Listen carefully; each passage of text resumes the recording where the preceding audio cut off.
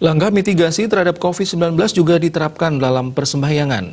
Pelayan umat diminta menerapkan pola hidup bersih dan sehat, salah satunya adalah menjaga kebersihan dan dalam memercikan tirta tidak menggunakan tangan secara langsung, namun menggunakan alat bantu.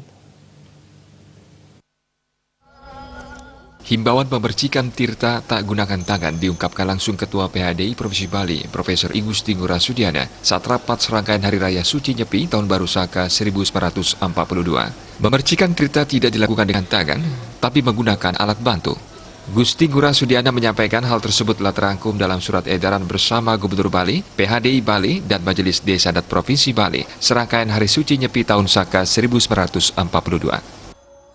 Para pemangku ketika membersihkan tirta, kita harapkan himbau tidak menggunakan tangan secara langsung, tapi menggunakan penyiratan dari alang-alang, sehingga bisa menghindari penularan dari virus corona. Surat edaran tersebut juga menghimbau pelaksanaan pengurupukan, yakni mengarak ogoh-ogoh agar masyarakat atau jumlah pesertanya terbatas untuk mencegah penularan virus mematikan tersebut.